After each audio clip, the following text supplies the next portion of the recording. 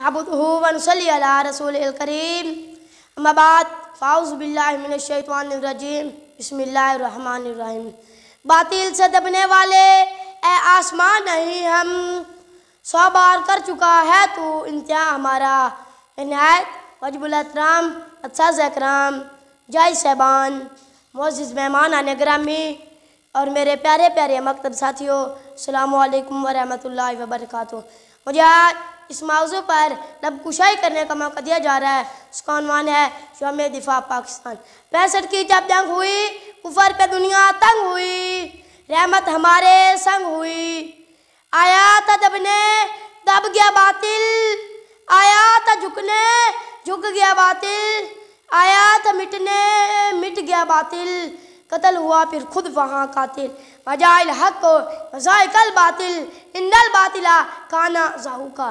सदर अली वकार हिम्मत जुर्रत और बहादुरी से मिले शाहिदा के लव से लिख के जाने वाले इस बात की तारीख को यौम दिफा पाकिस्तान के नाम से याद किया जाता है। आली मर्तबत चश्मे फलक ने वह दिन भी देखा जब मेरा पड़ोसी दुश्मन टैंकों और तोपों की फौज लेकर मेरे मुल्क की सरहदों पर चढ़ाई कर दौड़ा।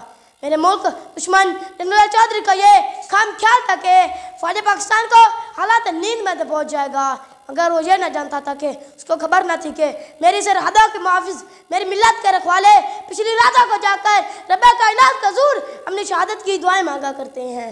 जनाबे वाला मेरी मिल्लत के मुहाफिज उठे, हिम्मत और जुर्रत का लिबादा ओढ़ा और चमिंदा के मुकाम पर दुनिया का सबसे बड़ा टैंकों का कब्रिस्तान बना डाला। शहादत की मुतलाशी मेरे शाहीन उड़े और 52 सेकंड में दुश्मन के 5 जंगी जहाज़ों को ढेर कर डाला। बता दिया कि शहर की कुछाड़ में हाथ डालने का क्या अंजाम हुआ करता है। और ललकारते हुए बोले, हमें तुम दिखाते और नीचा जहाँ से, हमें तुम दिखाते और नीचा जहाँ से, असल में तुम्हें राज इज्जत नहीं है। कहो तो कोई और रुख भी दिखा दे, अकेली हमें शराफत नहीं है, अकेली हमें शराफत नहीं है। जनाबे वाला 6 सितंबर 1965 के दिन हमने अपने दुश्मन को बतला दिया कि जो कोई भी मेरे मुल्क की तरफ एक उंगली उठाएगा तो उसका हाथ उसके बाजू से अलग कर डालेंगे। और जिस किसी शख्स ने मेरी मिल्लत की तरफ एक मैली आँख उठाकर देखा तो खुदा की कसम उसकी आँखें नोच कर उसके थैली पर रख देंगे। जनाबे वाला मेरी मिल्लत के जाले मेरे अजीज भट्टी जैसे बीसियों नौजवानों ने ऐसी जुर्रत का मुजाहिरा किया कि फिज़ाए बदर की याद ताज़ा हो गई।